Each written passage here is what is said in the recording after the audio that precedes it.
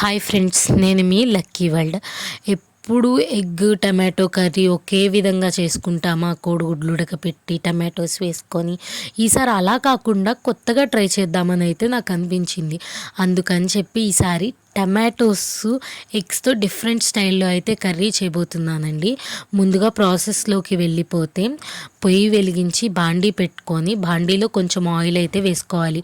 Oil అనేది heat అయిన తర్వాత కొన్ని తిరగమాత గింజలు వేసుకొని అవి బాగా వేగిన తర్వాత కరివేపాకు అనేది వేసుకోవాలి. కరివేపాకు చిటపటలాడుతున్నప్పుడు సన్నగా తరిగిన ఒక పచ్చిమిర్చినైతే వేసుకోవాలి. పచ్చిమిర్చి కూడా బాగా వేగిన తర్వాత ఇందులోకి ముందుగా కోసి పెట్టుకున్నాం ఉల్లిపాయలు అయితే వేసుకోవాలన్నమాట.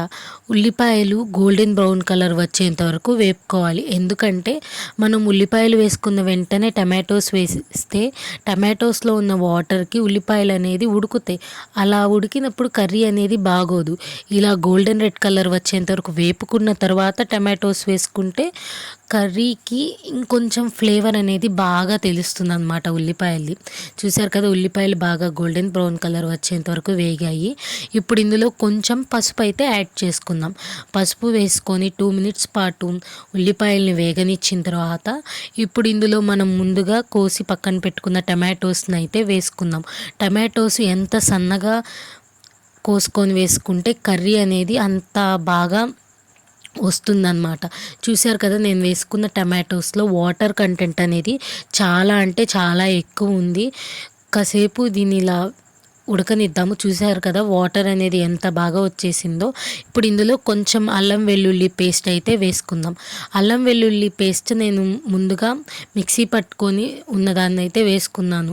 మీరైతే అప్పటికప్పుడు నూరింది అయితే వేసుకోండి. టేస్ట్ అనేది చాలా అంటే చాలా బాగుంటుంది. అల్లం వెల్లుల్లి పేస్ట్ వేసుకున్నాక కాసేపు అయితే తిప్పుకొని కూరనైతే కొంచెం మగ్గనివ్వాలన్నమాట. ఇప్పుడు ఇందులో మనము రుచికి సరిపడినంత ఉప్పు అయితే వేసుకోవాలి. నేను ఫస్ట్ కొంచెం ఉప్పే వేసుకుంటున్నాను, ఎందుకంటే ఉప్పు ఎక్కువైతే మనం కర్రీ తినలేం కదా. లాస్ట్లో ఉప్పు సరిపోయిందో లేదో చూసుకొని మళ్ళీ వేసుకోవచ్చు. అందుకని నేను కొంచెమే వేసుకుంటున్నాను. ఇప్పుడు టమాటోస్ అనేవి కొంచెం తిప్పుకొని బాగా మగ్గనివ్వాలి. టమాటోస్ ఎంత మగ్గితే అంత బాగుంటుందండి. నేనైతే టమాటోస్ని ఎక్కువ వాటర్ పోయదలుచుకోలేదు, ఎందుకంటే ఇందులోనే ఎక్కువ వాటర్ ఉంది కాబట్టి. ఇప్పుడైతే కొంచెం ధనియాల పౌడర్ అయితే వేసుకుందాము. ధనియా పౌడర్ వేసుకున్నాక కొంచెం సేపు తిప్పుకోవాలి. మనం తిప్పుకున్న తర్వాత ఇప్పుడు చూసారు కదా, ఆయిల్ అంతా పైకి వచ్చేసింది. ఇలా ఆయిల్ అంతా పైకి వచ్చేసినప్పుడు ఇప్పుడు కారం అయితే వేసుకున్నాము. రుచికి సరిపడినంత కారం వేసుకున్న తర్వాత ఒక 5 మినిట్స్ పాటు కారం ఫ్లేవర్ అనేది కూరకి పట్టనివ్వాలి. కొంచెం హై ఫ్లేమ్లో పెట్టుకొని తిప్పుతూ అయితే ఉండాలి, అడుగంటనివ్వకుండా.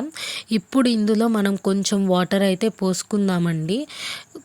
కొంచెం వాటర్ పోసుకోవడం వల్ల కూరకి కొంచెము గుజ్జులాగా అనిపిస్తుంది అన్నమాట. చూశారు కదా, ఇప్పుడైతే కొంచెం ఒక 10 మినిట్స్ పాటు తిప్పుకున్న తర్వాత కూర అనేది ఇప్పుడు దగ్గరకు వచ్చేసింది కదా, టమాటోస్ది కొంచెం ఆయిల్ కూడా పైకి వచ్చేసింది. ఇప్పుడైతే కోడిగుడ్లు కొట్టేసుకుందాం.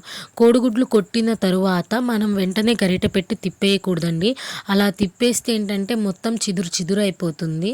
ఇప్పుడైతే మనం కూరని అయితే తిప్పుకుందాము. చూసారు కదా, కూరని తిప్పుకోగానే ఎన్ని పీసెస్ పెద్ద పెద్దగా కనిపిస్తున్నాయో. ఇప్పుడు పైన కొంచెము తరిగిన కొత్తిమీర అయితే వేసుకొని గార్నిష్ చేసుకొని ఒక 2-3 సార్లు తిప్పేసుకుందాం. చూసారు కదా, కర్రీ అనేది ఎంత బాగా కుదిరిందో. మీరు కూడా ఇంట్లో ట్రై చేస్తూ ఉండండి ఇలాంటి డిఫరెంట్ కర్రీస్.